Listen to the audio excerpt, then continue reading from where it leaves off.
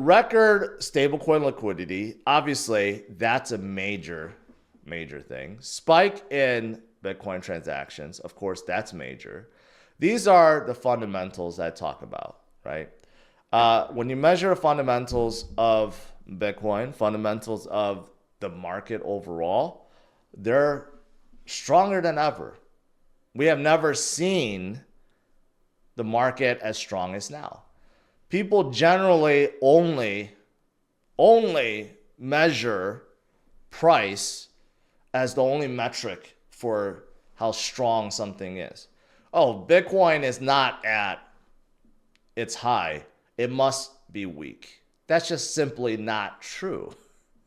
If you measure, say, the transactions, you measure a number of wallets, a number of holders, long-term holders, they're all measure of hash rate, difficulty.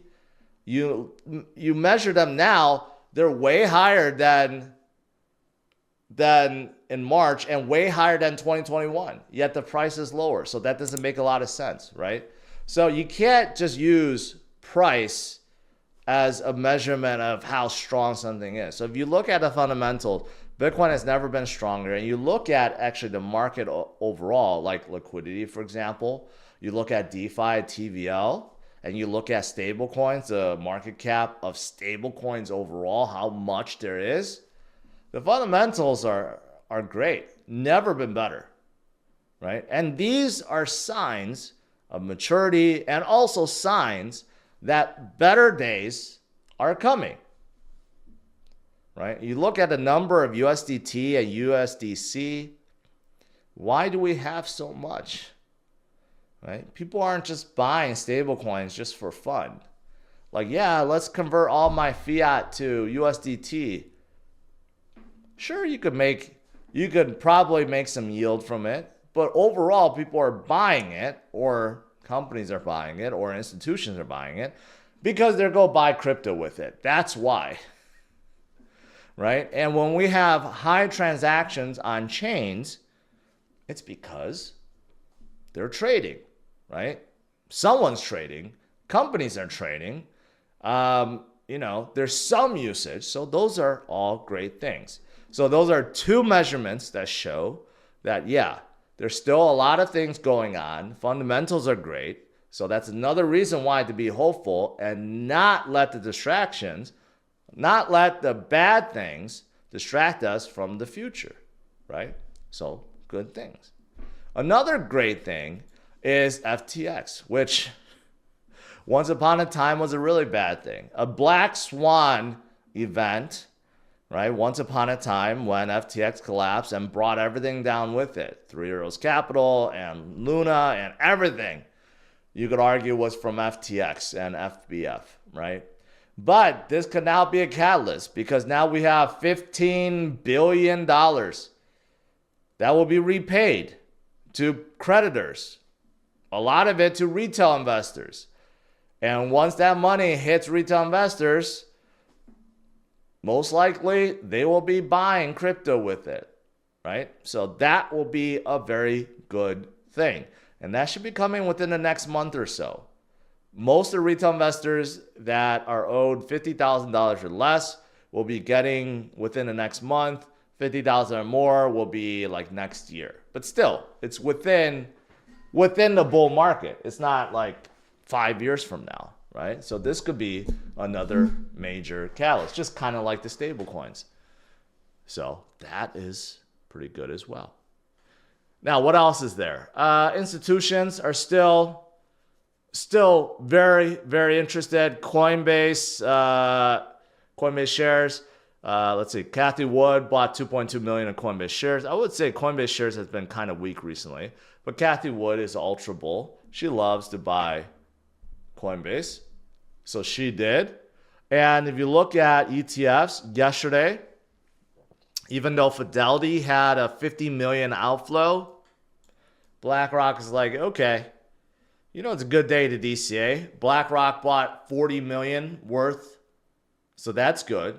So overall, yesterday wasn't the greatest for Bitcoin, but over negative 18.6 million outflow, but The day prior was plus 235 million. So not too shabby.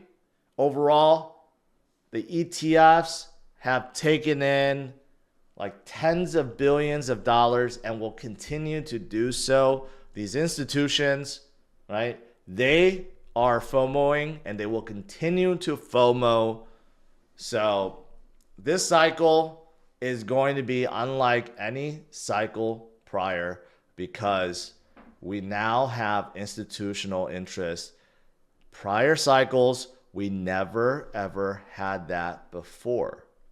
October, like I said, October, still not over, still in play. I'm still clinging on hope, and I hope you guys are too. Things could change really quickly. September was the same thing. September was three weeks of bad. You guys remember, the first week was bad, second week was okay, third week was not good either, and then finally the fourth week, the final week of September, we had a little bit of upwards movement, right? So it wasn't until the fourth week of September where we actually turned green.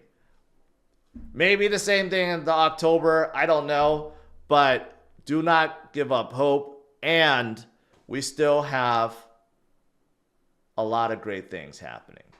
A lot of great things happening.